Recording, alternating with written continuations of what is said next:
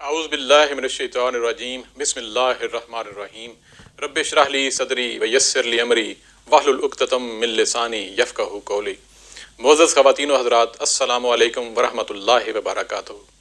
آپ کا میزبان عمر برلاس پروگرام انوار سحر کے ساتھ ایک دفعہ پھر حاضر خدمت، اور میں امید کرتا ہوں آپ صحت اور ایمان کی بہترین حالتوں میں ہوں گے۔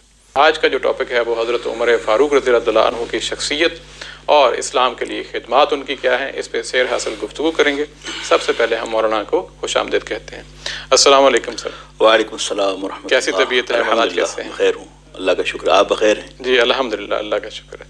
آج کا ہمارا جو ٹاپک وہ حضرت عمر فاروق رضی اللہ تعالیٰ عنہ کی شخصیت اور کس طرح جو ہے اسلام کو تقویت پہنچی آپ کا جب اسلام میں داخل ہوئے، تو آپ تھوڑا سا ان کی شخصیت کے حوالے سے بھی بتا دیجئے اور ساری جو ہے اسلام کے باقی جو کام ہیں ان کے حوالے سے۔ بہت خوب، بسم اللہ الرحمن الرحیم۔ سب سے پہلی بات یہ کہ آج کی اس تاریخ کا انتخاب کے حضرت فاروق اعظم کی بارگاہ میں دلوں کی نظر پیش کی جائے، یقیناً آپ اس کے لیے ہر درجہ تبریکات کے مستحق ہیں۔ بے شک۔ حضرت فاروق اعظم رضی اللہ تعالیٰ عنہ، آپ کا اسم گرامی عمر تھا، لیکن عمر بن خطاب کہ آقائے دو جہاں سرور کائنات صلی اللہ علیہ وسلم نے انہیں یہ لقب عطا فرمایا تھا فاروق کا۔ جی۔ فاروق کہتے یہ فرق ہے حق اور باطل کے مابین، جی۔ اور اس کی کئی وجوہات بیان کی جاتی ہیں۔ آپ کی ولادت طیبہ جو ہی وہ عام الفیل کے 13 سال بعد حضرت عمر مکہ میں پیدا ہوئے۔ آپ کے والد خطاب جو تھے وہ سرداران مکہ میں بڑا ان کا وقار تھا، بہت بڑے تاجر تھے، ٹریڈر تھے، اب بڑے جری و بہادر تھے۔ یہی وجہ ہے کہ باپ کے اثرات بیٹے میں منتقل ہوئے۔ حضرت عمر فاروق بحد درجہ قوی جثہ اور بہت ہی بہادر بے خوف تھے۔ آپ کی عمر لگ بھگ 33 تھی، 33 سال آپ کی عمر شریف تھی کہ جب آپ ایمان لے کر آئے۔ سرکار فاروق اعظم کو فاروق اس لیے کہتے ہیں کہ ایک بار کا واقعہ ہے کہ ایک جو ہے نصرانی اور ایک منافق، یہ دونوں جو ہے آپس میں کوئی ان کا جھگڑا ہوا، آقا دو جہاں کی بارگاہ میں ان کا مقدمہ پہنچا۔ تو منافق ذہن میں یہ بات تھی کہ ہمارا اس طبقے سے ہمارا تعلق ہے کہ مسلمان ہمیں اپنا سمجھتے ہیں، مگر انہیں اسے کیا خبر تھی کہ رسول اللہ کی عدالت جو ہے مذہبی ترجیحات سے بے نیاز ہے، وہاں فیصلے کا معیار جو ہے وہ صداقت ہے، سچائی ہے اور حقانیت ہے، انصاف ہے۔ اور رسول اللہ جو یہ کہیں کہ فاطمہ بنت محمد بھی اگر چوری کرتی تو اس کا ہاتھ کاٹا جاتا۔ بے شک۔ تو ان کے ہاں یہ کب اس بات کی گنجائش تھی کہ محض ذاتی مراسم اور تعلق کی بنیاد پہ جو ہے فاطمہ زیادہ کون قریب ہے رسول اللہ کا، وہ جو گرگوشہ رسول تھی، تو ان کے باب میں اللہ کے رسول نے ایسا فرمایا، تو اب کسی اور کے باب میں کوئی ایسا فیصلہ ہو جو انصاف کے تقاضوں سے پرے ہو، یہ تو ہو ہی نہیں سکتا۔ بہرکیف تو دونوں کا فیصلہ وہاں دونوں گئے، اللہ کے نبی صلی اللہ علیہ وسلم نے اس نصرانی کے حق میں فیصلہ کیا۔ منافق بڑا مایوس ہوا۔ جب وہ دونوں لوٹ کے آ رہے تھے تو منافق نے کہا کہ راستے میں حضرت فاروق اعظم کا مکان تھا کہ چلتے ہیں عمر فاروق کے پاس، ایسا فیصلہ وہ کر لیتے ہیں، انہیں ہم بتاتے ہیں۔ تو جب دونوں وہاں گئے تو مجوسی نصرانی نے اپنے تمام واقعات اس کا تذکرہ کیا کہ ہم لوگ رسول اللہ کی بارگاہ سے حاضر ہو رہے ہیں، اللہ کے نبی صلی اللہ علیہ وسلم نے ہمارے حق میں فیصلہ دیا، مگر یہ نہیں مانتا ہے، اور یہ کہا کہ عمر کے ہاں چلو، وہ ہمارا فیصلہ کریں گے۔ حضرت فاروق اعظم نے کہا ٹھیک ہے، میں کا فیصلہ کرتا ہوں۔ اندر گئے، تلوار لے کر آئے اور سر قلم کر دیا اور کہا کہ تمہارا فیصلہ یہی ہے، جسے رسول اللہ فرما دے فیصلہ کر دیں۔ اس کے بعد عمر کو کیا یہ حق پہنچتا ہے کہ اللہ کے رسول کے فیصلے کے بعد کوئی اور فیصلہ مسلط کرے؟ اندازہ کریں، اندازہ کیجیے آپ کیا ایمان کی کیا کیفیت ہے، کہ اس میں کوئی شک، کیا کیفیت ہے ایمان کی۔ اور حدود و قیود کا عالم یہ ہے کہ اللہ کے نبی فیصلہ فرما دے، اس کے بعد ہمیں سے تجاوز نہیں کر سکتا۔ یہ مقیاس ہے اور یہ دراصل بنیاد ہے ان تمام فیصلوں کی۔ تو جب اللہ کے نبی صلی اللہ علیہ وسلم کی بارگاہ میں یہ خبر پہنچی تو رسول خدا صلی اللہ علیہ وسلم نے بہت ہی خوشیوں کا اظہار فرمایا اور آپ کو کہا یہ فاروق ہے، اور اللہ کے نبی صلی اللہ علیہ وسلم نے آپ کو فاروق کا لقب دیا۔ اور ایک واقعہ یہ بھی ہے جو مشکات شریف کے حاشیہ میں بھی ہے کہ جب یہ واقعہ ہوا تو جبریل امین تشریف لائے اور اللہ کے نبی صلی اللہ علیہ وسلم مبارک ہو، یہ آپ کی امت کا فاروق ہے۔ تو ایک روایت تو یہ ہے کہ جبریل امین تشریف لائے اور آپ کو کہا کہ یا رسول اللہ یہ آپ کی امت کا فاروق ہے، فاروق لقب دیا. کتنا بڑی بات. لیکن ایسا یہی ہے کہ اللہ کے نبی سرور کائنات صلی اللہ علیہ وسلم نے انہیں فاروق کا لقب عطا فرمایا. اور ایک یہ ہے کہ جب آپ جس روز آپ ایمان سے مشرف ہوئے تو آپ نے کہا یا رسول اللہ کیا ہم حق پہ نہیں ہیں؟ کہا بالکل ہم حق پہ ہیں. تو پھر ہم چھپا کر کفار و مشرکین سے ڈر کر اپنے گھروں میں نماز کیوں پڑھیں؟ جبکہ اللہ کے رسول صلی اللہ علیہ وسلم اس وقت بھی حرم کعبہ میں نماز ادا فرمایا کرتے تھے. تو اجتماعی طور پر مسلمانوں کی جماعت اب فاروق اعظم کی ایمان لانے کے بعد حرم کعبہ میں ہوئی. تو یہ بہت بڑی بات تھی. تو بہرکیف واقعہ یہ ہے کہ خدا کے رسول نے دعا فرمائی کہ، اور حضرت عمر کے بارے میں 2 مرتبہ دعاؤں کا تذکرہ ہے. جی ہاں. پھر حضور فرمایا اللہم اعز الاسلام اب عمرہ، اے اللہ اسلام کو عزت عطا فرما عمر بن الخطاب کے ذریعے سے. جی. تو ایک واقعہ یہ ہے کہ حضرت عمر فاروق رضی اللہ تعالیٰ عنہ ظاہر کہ پرجوش ابو جہل ایک بار بیٹھا جو تھا، وہ تمام قریش مکہ موجود تھے، اور ابو جہل نے کہا کہ عجب عالم ہے کہ ہمارے خاندان میں ایک شخص پیدا ہو گیا جس نے نبوت کا دعویٰ کر رکھا ہے، ہمیں آپتی انتشار ہے، اور لوگوں کا عالم یہ ہے کہ دن بدن چوک در چوک لوگ اسلام میں داخل ہو رہے ہیں. ہمارے قبیلے کے بڑے بڑے لوگوں نے جو ہے کلمہ پڑھ لیا، یہاں تک کہ حضرت حمزہ حضرت عمر سے 3 روز پہلے آپ ایمان لے کے لا چکے تھے. تو حضرت حمزہ، امیر حمزہ کا ایمان لے کے آنا سردار مکہ کے لیے، قریش مکہ کے لیے بہت ہی چیلنجنگ تھا کہ کیسے ہو جگہ. حضرت عمر کے بعد ان کا بہت بڑا مقام ہے حضرت امیر حمزہ کا، سید الشہداء ہیں آپ. لیکن فن حرب کے اعتبار سے میدان کے وہ بہت بڑے مجاہد تھے اور بہت زیادہ شہزور تھے. غزوہ بدر میں پہلے جانے والے وہ بالکل حضرت حمزہ تھے، حضرت علی رضی اللہ عنہ کے ساتھ. تو بہت ہی عظیم ان کے آنے سے اسلام کو ایک سپورٹ ملا، بڑی عظیم طاقت اسلام کو میسر آئی. لیکن یہ شرمندگی اور ہزیمت تھی کفار قریش کے لیے. تو ابو جہل نے انتقامی خطبہ دیا اور کہا کہ لوگوں یہ غیرت ہے ہمارے خاندان کے لیے، ہم اس آر کو اہل عرب مکی اور قریشی اس بات کو برداشت نہیں کر سکتے. آپ اچھی طرح جانتے ہیں کہ عربوں میں ایک انتقام کی طاقت ہوتی ہے، وہ جب کسی چیز کو ٹھان لیتے ہیں تو ٹھان لیتے ہیں. تو ان کے ہاں جو ایام جاہلیت ویسے بھی، اور جاہلیت کا رسوم یہ ہے کہ جب تک کہ بندہ انتقام نہ لے اس کا گرم خون جو کھولتا ہوا ہوتا ہے ٹھنڈا نہیں ہوتا ہے.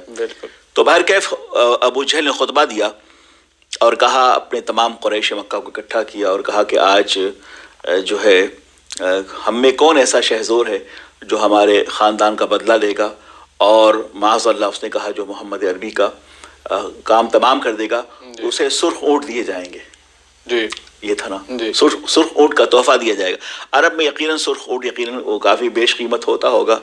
بہرکیف حضرت عمر کھڑے ہوئے اور کہا یہ کام میں کروں گا.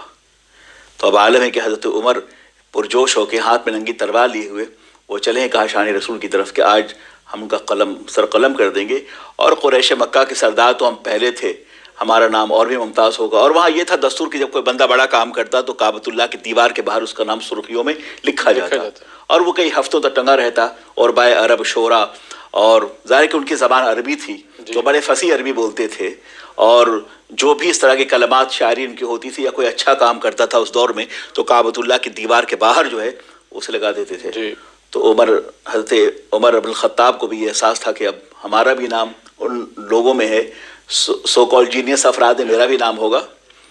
تو حضرت عمر جب جائے تھے راستے میں تو انہیں ایک صحابی رسول ملے، ہے نا، نعیم. تو حضرت انہوں نے کہا کہ تم کہاں جا رہے ہو؟ تم جا رہے ہو اگر یہ جو ہے وہ اگر رسول اللہ صلی اللہ علیہ وسلم کا کام تمام کرنے کے لیے تو سنو، پہلے جا کر تم اپنے گھر کا حال تو دیکھو، اپنے گھر کا حال تم جا کر دیکھو. تو کہا جاتا ہے کہ جب اپنے گھر گئے تو ایک صحابی رسول تھے حضرت خباب جو تھے، وہ خباب ابن ارت بن عرب، ہاں حضرت خباب. تو حضرت خباب جو ہیں وہ بیٹھے ان کی بہن فاطمہ اور ان کی بہن سعید کو جو ہے وہ پڑھا رہے تھے قرآن عظیم. تو دیکھ کر وہ بالکل جب آواز باہر سے آئی دروازے پہ تو حضرت خباب جو کہتے ہیں وہ میں آڑ میں چھپ گیا، گھر کے اندر کہیں گوشہ گیر ہو گئے وہ. لیکن بہن اور بہنوئی دونوں جو ہے وہ قرآن پاک کی تلاوت کرتے رہے. اس جوش غضب میں حضرت عمر اندر داخل ہوئے اور کہا تم یہ کیا کر رہے ہو؟ تم نے ہمارے دین سے انحراف کر لیا ہے، تم دین سے پھر گئے ہو. مرتد کا لفظ بھی، ہاں بالکل، تم نے دین سے انحراف کیا ہے، ارتداد کیا ہے تم نے ہمارے دین سے، تم ہمارے دین سے پھر گئے ہو. لفظ دیگر وہ کہہ رہے تھے بددین ہو گئے ہو. جی. تو ان کے بہنوں نے کہا یہ تم کیا بات کر رہے ہو عمر، ہم بددین تو نہیں، اب ہم ایمان لے کر آئے ہیں، اب ہم شرف ایمان سے مشرف ہوئے ہیں، اب دین اور ایمان کا شعور ہم میں جاگا ہے۔ تو حضرت سعید کے جواب کے بعد سرکار عمر بن الخطاب نے انہیں مارا۔ کہا جاتا ہے ان زمین پہ گرا کے سینے پہ بیٹھ گئے۔ جب ان کی بہن نے چھڑانا چاہا تو بہن کو میں تھپڑ مارا۔ اس کے بعد بہن نے کہا بھائی جان آپ ہمیں مار ڈالیں اس سے کوئی فرق نہیں پڑتا، مگر ہم نے جس نبی رحمت کا دامن کرم تھام لیا ہے، دنیا کی اب کوئی طاقت ان کی رحمتوں سے ہمیں محروم نہیں کرتی۔ ہم نے اپنے اللہ کی معرفت جانی ہے اور ہمارے سینے میں ایمان کی شمع روشن ہو گئی ہے۔ اب دنیا کی کوئی طاقت ہمیں اس روشنیوں سے کھینچ کر ظلمتوں میں بھٹکنا ہمیں ڈال نہیں سکتی ہے۔ اب ہمارا سینہ ایمان کی روشنی سے منور ہے۔ تو حضرت ان کی بہن جو قرآن پاک پڑھ رہی تھی انہوں نے کہا اچھا بتاؤ کیا تم پڑھ رہی ہو؟ تو ان کی بہن حضرت فاطمہ نے قرآن عظیم کی سورہ طٰہٰ کی ابتدائی آیات کی تلاوت کر کے انہیں سنایا۔ جب وہ لگی تلاوت کرنے تو واللہ العظیم حضرت عمر میں جو کیفیت تھی اس وقت اشک بار ہو گئے، سبحان اللہ، سارا جو ہے غصہ کافور ہو گیا، وہ سارا جو ہے انتقامی جذبے جو ہے وہ دھرے رہ گئے، اور پھر وہاں سے وہ بھاگتے ہوئے رسول اللہ کی بارگاہ میں حاضر ہوئے۔ بالکل۔ اور اس درمیان جب کہ یہ واقعہ ہو رہا تھا، راوی یہ کہتے ہیں کہ اس درمیان اللہ کے رسول صلی اللہ علیہ وسلم دعا ہی فرمائے تھے عمر کی کہ اللہ عمر بن خطاب کے ذریعے سے اسلام کو عزت عطا فرما۔ ابھی دعا سرکار کی مکمل ہوئی تھی کہ عمر دروازے پہنچے، حضرت امیر حمزہ موجود تھے، آواز آئی دروازہ کھولو۔ حضرت امیر حمزہ نے کہا میں جاتا ہوں آگے، اگر عمر کی نیت ٹھیک ہے تو پھر صحیح ہے، اگر نہیں تو میرا یہ سر ہے، میری تلوار ہے اور عمر کا سر ہے۔ جی۔ حضرت امیر حمزہ دروازہ کھولا، عمر آئے اور کانپ رہا تھا بدن۔ سرکار نے ایک نظر کرم ڈالی، اور یہ جلال نبوی ہے اور جمال مصطفیٰ بھی، ایک نظر ڈالا حضور نے اور یہ کہا کہ عمر کیا اب بھی تمہیں اسلام لانے کا وقت نہیں آیا ہے؟ یہ کبھی مان لاؤ گے تم؟ یہ کہنا تھا کہ حضرت عمر سرکار کے قدموں میں گر گئے اور پڑھ لیا اشہد ان لا الہ الا اللہ و اشہد ان محمد عبدہ و رسولہ، کہ نظر سوئے عمر گئی، نظر سوئے عمر گئی، عمر سوئے نبی گئے، پڑی نگاہ مصطفیٰ تو زندگی سنور گئی۔ آج عمر بارگاہ مصطفیٰ میں حضرت عمر کے حیثیت جو ہے وہ منزل بھی تھے اور منزل کی مراد بھی تھے، وہ مقصد بھی تھے اور حاصل مقصد بھی تھے، وہ مستجاب تھے رسول اللہ کی بارگاہ میں اور خدا کی بارگاہ میں، انہیں سارے وہ شرف و کمال حاصل ہو گئے تھے ایمان لانے کے بعد، جس کا انتظار آسمان کے فرشتے بھی کر رہے تھے۔ جبریل امین تشریف لائے، اسی وقت جبریل آئے اور کہا یا رسول اللہ، اے اللہ کے رسول مبارک ہو آپ کو کہ عمر ایمان لے آئے۔ بے شک۔ تو آپ دیکھیے عمر کے ایمان لانے، یہ واقعہ تو فرش زمین کا ہے نا، مگر عرش کی بلندیوں تک فرشتوں میں ہلچل تھی کہ عمر ایمان لے آئے۔ بے شک، مبارکباد، بہت بڑا نام تھا جی۔ اس کے بعد اسلام جو ہے وہ مکہ میں اس کا شکل ہی اور بن گئی تھی۔ بالکل، اور مسلمان کو بڑا حوصلہ ملا۔ اور پھر خانہ کعبہ گئے، جی ہاں، دو صفوں میں ایک حضرت حمزہ تھے ایک میں، اور دوسرے حضرت عمر تھے، اور کہا کہ اعلان جو ہے نماز پڑھی جائے، یہ بہت بڑی بات۔ اور حضرت عمر ان لوگوں میں تھے کہ جتنے بھی صحابہ نے ہجرت فرمائی انہوں نے خاموشی سے ہجرت فرمائی مصلحتاً، جی۔ مگر حضرت عمر واحد تھے، انہوں نے کہا کہ آج میں مکہ سے مدینے جا رہا ہوں، جسے چاہیے روکنا ہے روکے، جو چاہتا ہے کہ اپنی بیویوں کو بیوہ کرنا ہے نا، بچوں کو یتیم کرنا، وہ آئے اور مجھ سے مقابلہ کرے۔ یہ بہت بڑی بات، اور اکیلے نہیں تھے، 20 لوگ بھی ساتھ تھے اس حالت میں کہ اب آئے، حالانکہ یہ بہت بڑا چیلنج تھا ایک قسم کا کفار کے لیے۔ اس میں کوئی شک نہیں ہے، حضرت عمر رضی اللہ عنہ مسلمانوں کے لیے، اسلام کے لیے بہت بڑا قیمتی اثاثہ۔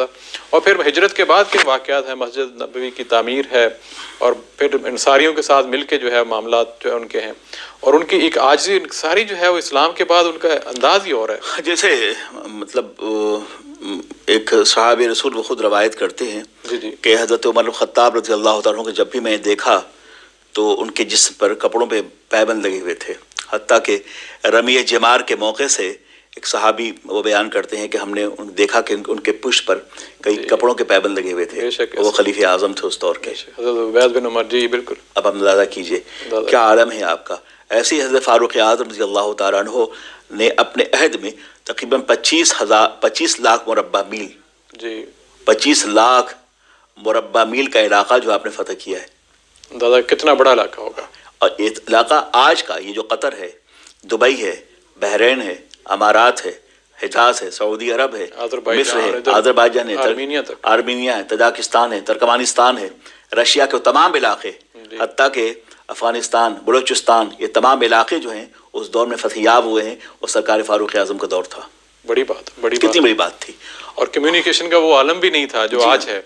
اور آپ خود اندازہ کریں کس طرح جو ہے وہ جاتے تھے، کمیونیکیشن کرتے تھے، فوجوں کو بھیجتے تھے، کتنا بڑا نظام قائم کیا. پولیس کا نظام ہے، ڈاک کا نظام ہے، پوسٹ کا نظام ہے، یہ جو فوجی بیرکس ہوتے ہیں، باضابطہ اسلامک اسٹیٹ جس کو کہہ لیجئے، اس کا اسٹیبلشمنٹ جو ہوا ہے وہ حضرت فاروق اعظم کے دور میں ہوا ہے. ڈاک کا نظام ہے، وظیفے بچوں کے پیدائش کے فوراً بعد فوجیوں کے لیے وظیفے مستعد کیے جائیں، پھر یہ کہ ان کے بیرکس بنائے گئے، ان کی معقول تنخواہیں کی گئیں.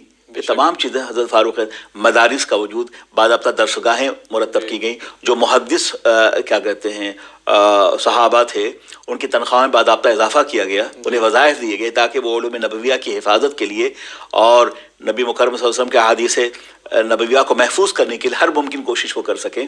اور اسی تو احادیث نبویہ جو خود وہ محدث ہے، تو عمر جو تھے وہ خود محدث تھے، لیکن اس کے باوجود قرآن پاک کی تدوین اور ترتیب کے لیے آپ نے مشورت دی. حضرت ابو سعید رضی اللہ تعالیٰ عنہ کی کہا یا امیر المومنین، جنگ یمامہ میں کثرت سے، یعنی کہ جب ختم نبوت کے موضوع پر مسلمہ بن کذاب وغیرہ سے جو ہے باضابطہ مقابلہ ہوا، یعنی کہ سارے یہ اس معاملے میں تو کہ 1200 کے قریب جو ہے وہ مسلمان جو ہے شہید ہوئے. لیکن حفاظ جو تھے 70 جنگ یمامہ میں 70 کے قریب حفاظ کا شہید ہو جانا یہ بڑی عجیب سی بات ہے.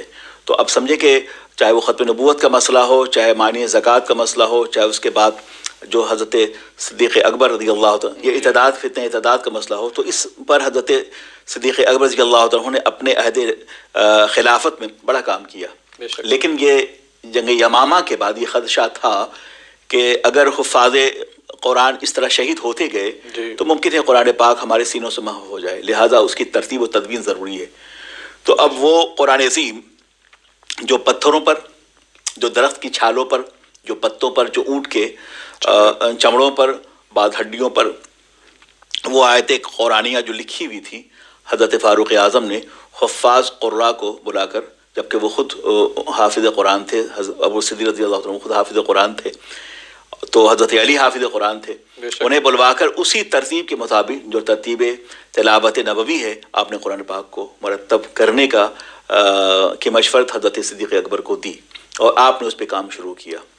تو آج اگر ہمارے پاس جو مصحف قرآن موجود ہے، پھر اسی کو دوبارہ بہتر و احسن انداز میں کتابت کروا کر حضرت عثمان غنی رضی اللہ عنہ نے اپنے عہد خلافت میں اس کی کتابت کروا کے مختلف اسٹیٹ کو بھجوایا، تاکہ اس کی دو وجہ تھی. ایک تو عربی رسم الخط، اس زمانے مختلف قراء تھے، مختلف قبائل، الفاظ کی ادائیگی مختلف طرق سے وہ پڑھتے تھے، لہذا انہوں نے چاہا کہ ایک تو ایک عبارت رسم الخط پہ متفق ہو جائیں، اس کے بعد جو جہاں تک پڑھنے کا تعلق ہے ہر قبیلہ اپنے اپنے طریقے سے پڑھتا ہے، لیکن قرآن پاک کی تلاوت میں اس بات کا خیال رکھا جائے کہ اس کی معنی میں کوئی تبدیلی نہ ہو، نہ حرف میں تبدیلی ہو. تو یہ بڑا احسن کام تھا حضرت عثمان غنی کا اپنے دور میں. لیکن اس کو انیشیٹو جو لیا ہے حضرت فاروق اعظم نے، ان کا بہت بڑا بہت بڑا احسان ہے. بالکل، بہت سے آپ نے درست کہا. اور اس کے علاوہ اور بھی جس طرح شراب کا معاملہ ہے، اذان کا معاملہ ہے، بالکل تو وہ بھی ساری چیزیں ہیں. یعنی کہ یہ بلکہ اذان کا اگر آپ اس میں ایڈ کریں، اب آپ دیکھیے کہ اذان کے باب میں مختلف رائے تھی، تقریباً 16 یا 17 آیتیں قریباً قرآن عظیم اس طرح ہیں جو حضرت فاروق اعظم رضی اللہ مراد رسول تھے نا، تو اسی کے مطابق مزاج سناش پیغمبر بھی تھے، تو اس پیغمبر کی مزاج سناشی میں آپ کا جواب نہیں تھا، تو اسی کے مطابق آیت کریمہ آپ کے منشا کے مطابق تقریباً 16 یا 17 آیت کریمہ حضرت فاروق اعظم کے منشے کے مطابق نازل ہوئی، جس میں پردے کا بھی تھا. اس سے پہلے پردے کا کوئی رواج نہیں تھا، بلکہ اللہ کے رسول کو آپ نے فرمایا کہ یا رسول اللہ آپ امہات کو کہیں کہ وہ پردہ کیا کریں. تو اس میں یہ تھا کہ اللہ کے رسول تو جب تک اللہ کا حکم نہ ہو اس وقت تک خاموشی کا اظہار کیا، اور اس کے بعد انہی دنوں جو ہے وہی آگی پردے کے حوالے سے. اسی طرح شراب کا ہے، شراب نوشی کا ہے. شراب نوشی میں جو سزا کا ہے وہ بھی حضرت عمر نے ترمیم اس میں کری تھی کہ 40 درے سے 80 درے تک. اور بے شمار چیزیں ہیں اللہ کے رسول نے. اب تراویح کو دیکھ لیجیے، نماز تراویح حضرت عمر کے دور میں باضابطہ جو ہے انہوں نے اس کا آغاز فرمایا. ایسے ہی جو ہے اذان، اب کچھ لوگوں کی مشورت تھی کہ عہد رسالت میں کہ آگ جلا کر لوگوں کو بتایا جائے نقارہ جو ہے اسے بجایا جائے تاکہ لوگوں کو آواز ہو. تو آپ نے کہا نہیں ایسا نہیں بلکہ کلمات طیبہ جو اذان کے ہیں. جی. تو حضرت عمر نے بھی خواب میں دیکھا, جی. حضور کے بارگاہ میں پیش کیا, میں نے ایسا خواب میں دیکھا. حضور نے وہی خواب دیکھا. جی. تو حضرت زید بن ثابت انصاری کو بلوایا اور کہا کہ بلال سے کہو کہ اذان. بلال سے بالکل ایسے ہی ہے, بالکل یہ چیز بھی بڑی. تو یہ بڑی بات ہے کہ اذان کی جو اس وقت جو موجودہ جو کلمات ہیں اس میں بھی حضرت فاروق اعظم رضی اللہ تعالیٰ عنہ کی بشارت کا بہت بڑا. اور جو آج خاص طور پہ جو فجر کی اذان میں جو 2 کلمات ہیں الصلاۃ خیر من النوم, جی, وہ بھی حضرت عمر رضی اللہ تعالیٰ انہی کی ترمیم ہے. بالکل. اور انہوں نے یہ اضافہ کیا تھا. تو اس میں بے شمار جو کام ہے اور ان کا ایک مزاج ہے, یعنی کہ ان کا مزاج اس طرح ہے کہ چیز کو امپلیمنٹ کرنا. اور میں پڑھ رہا تھا جس طرح آپ نے بھی دیکھا ہوگا کہ سلطنت میں ایسے اس سے پہلے کوئی اس طرح کا کوئی یہ بھی نہیں ہے کہ آپ کسی یونیورسٹی میں گئے ہوں, وہاں پہ کوئی نہ کوئی چارٹر پڑھے ہوں, پرنسپل پڑھے ہوں. اب یہ چیزیں ہیں, وظائف کی باتیں ہیں, اس میں سیکریٹریٹ تعمیر کرنا ہے, اس میں فوجیوں کی چیزیں جس طرح آپ نے ابھی فرمایا, یہ کتنی چیزیں ہیں. لیکن شاید یہ اللہ تعالیٰ نے وہ آپ کو خیالات سارے عطا کیے ساری چیزیں. اصل میں آقا دو جہاں سرور کائنات صلی اللہ علیہ وسلم جب اللہ سے حضرت عمر کو مانگا تو اسلام کے فروغ, اس کی ترویج و اشاعت, اس کی سربلندی, اس کے عروج و کمال کے لیے جس قدر بھی ضروریات چیزیں ہو سکتی تھیں, جن سب کی ضرورت تھی, چاہے وہ سیاسی لحاظ سے, تعلیمی لحاظ سے, چونکہ حضرت عمر فاروق کے عہد خلافت میں جو کام ہوا ہے وہ کئی نہج پہ کام ہوا ہے. ظاہر ہے کہ ان میں سفرہ کی ضرورت رہی. جب اتنے ممالک فتح یاب ہو گئے تو سفرہ کی ضرورت تو رہی ہوگی. حضرت عمر ابن عاص رضی اللہ عنہ کو آپ نے جو ہے مصر کا گورنر بنا کے بھیجا حضرت فاروق اعظم نے. اور یہ بات بڑی خوبصورت سی بات ہے کہ اس دور میں حضرت عمر ابن عاص رضی اللہ تعالیٰ عنہ جو ہے جب مصر میں پہنچے تو وہاں عالم یہ تھا کہ ہر سال مصر کے دریائے نیل پہ ایک خوبصورت بچے کو وہ بھیڑ چڑھاتے تھے, ہے نا. تو انہوں نے خط لکھ کے بھیجا حضرت فاروق اعظم کو کہ یا خلیفۃ المسلمین یا خلیفۃ المسلمین, عالم یہ یہاں کا کہ لوگ ہر سال یہاں پر ایک نوجوان بچے کو جو ہے دریا کے بھیڑ چڑھاتے ہیں. تو وہ رسول گرامی وقار جنہوں نے قتل ناحق کو حرام قرار دیا ہے, انہوں نے ہمیشہ انسانیت کے بقا و استحکام کے لیے انہوں نے کام کیا. یہ کیسے ممکن ہے کہ جو خلافت عمر کی ہو اور جس نبوت کا دائرہ جو ہے کائنات کے ہر گوشے پہ مصطفیٰ کا پھیلا ہوا ہو, ان کی نبوت کے دائرے اثر میں اور عمر کے زمانے خلافت میں کیسے ممکن ہو سکتا ہے کہ کسی کا خون ناحق ہو. اور یہ ایام جاہلیہ کی رسوم ہے نا. جی بالکل. تو حضرت فاروق اعظم رضی اللہ تعالیٰ نے آپ کے کہنے کے مطابق اپنے سفیر کے ذریعے سے خط بھیجا اور وہ خط لکھا دریا کے نام. یہ بڑی عجیب سی بات ہے, یعنی کہ دیکھ لیں کیا کمال ہے, کیا کمال ہے, کیا شخصیت ہے, کہ کیا مقام ہے. بحر ظلمات میں دوڑا دیے گھوڑے ہم نے, بحر ظلمات میں دوڑا دیے گھوڑے ہم نے. تو اب اندازہ کیجئے کہ کیا حضور پاک کی حدیث ہے, من کان للہ کان اللہ لہ, جو اللہ کا بن جاتا ہے ساری کائنات سے قدموں میں جھک جایا کرتی ہے. اب اندازہ, من کان للہ کان اللہ لہ, جو اللہ کا بن جاتا ہے ساری خدائی سے قدموں میں جھک جایا کرتی ہے. اس مقام کو حاصل کرنے کے لیے بڑی جد جہد کی ضرورت ہے. بہر کے حضرت عمر نے عمر ابن عاص کے نام خط لکھا اور کہا لے جا کر دریائے نیل کے حوالے کریں. اس میں لکھا یہ تھا کہ اے دریائے نیل, تو یہ بتا کہ اگر تو اپنے آپ چلتا ہے جاری ہوتا ہے تو ٹھہر جا, اگر تو خدا کے نام سے چلتا ہے جاری ہوتا ہے تو خدا کا بندہ اس کے رسول کا خلیفہ غلام عمر ہی کہتا ہے کہ تو جاری ہو جا. تو آج تک جو ہے وہ جاری ہے. دیکھ لیں, حالانکہ اس سے پہلے جب تک وہ بھینٹ نہیں چڑھاتے تھے وہ رک جاتا تھا, یعنی کہ یہ حالت تھی. اور دیکھ لیں ایک خط جو ہے اور کیا اللہ تعالیٰ کا نظام ہے, کتنا مقام ہے. پھر نبی کی جو حوالے سے بات کی نا کہ اگر میرے بعد اللہ کے رسول نے فرمایا نبی ہوتا تو عمر ہوتے, اتنی بات. تو وہ تمام اوصاف اس دور کے اس عہد کے لحاظ سے, یعنی کہ سیاست ہے, سفارت ہے, تعلیم ہے, تربیت ہے, فوج ہے, اور اس کے ساتھ ساتھ جو ہے علم دین کا تحفظ ہے, حدیث پاک کے مجموعوں کو جمع کرنا ہے, قرآن پاک کی ترتیب و تدوین ہے. اس طرح جو ہے بہت ساری چیزیں جو ہیں جو اس دور کے لوازمات سے تھیں, حضرت فاروق اعظم نے کما حق اسے پورا کیا. اور پورا ہی نہیں کیا بلکہ آج کے دور حاضر کے جو بڑے بڑے اسکالر ہیں جو مغرب میں اس وقت ہیں, وہ جمہوری نظام کی تدوین و تشکیل میں وہ حضرت عمر کا حوالہ ضرور دیتے ہیں. بڑے بڑے ریفارمر نے حضرت عمر کے عہد خلافت کو کوٹ کیا ہے اور کہا کہ وہ انہوں نے جو مسلمانوں کے پیغمبر نے جس مدینہ النبی میں جس جمہوریت کی بنیاد رکھی تھی اس کے اساس وہ تھے جو حضرت عمر نے پوری دنیا کی جمہوریت کو آئینہ دکھایا ہے. بے شک. ایون جو ہم ایک دن پہلے بات کرتے ہیں، مائیکل ہارٹ نے اپنی جو 100 عظیم شخصیات کی جو کتاب ہے اس میں حضرت عمر کا تذکرہ ہے. یعنی کہ وہ ایک غیر مسلم ہو کے، جس میں سب سے پہلی جو شخصیت ہے وہ تو اللہ کے رسول ہے، رسول اللہ صلی اللہ علیہ وسلم، لیکن ان 100 میں سے حضرت عمر کا تذکرہ بھی ہے ماشاءاللہ. وہ اتنی بڑی شخصیت. اور دیکھیں آج کل جو کئی ممالک میں یہ مسائل ہیں، خاص طور پہ مؤذن کے جو ہیں تنخواہوں کا، جس طرح ہے کہ اسٹیٹ کے نہیں ہے کئی کنٹریز میں، اگر پاک و ہند کی بات کی جائے بہت سے مسائل اس سے جنم لیتے ہیں. یہ کام بھی پہلے جو ہے حضرت عمر رضی اللہ عنہ نے کیا تھا. مؤذن کی بھی اور امام کی بھی جو تنخواہ ہے وہ بیت المال سے اسٹیٹ کی ذمہ داری ہے. کتنا بڑا کام کیا آپ دیکھیں.